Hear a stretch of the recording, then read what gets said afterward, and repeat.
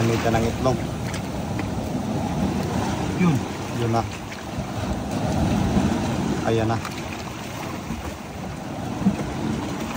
Tingnan natin kung ano yung makukuha niya.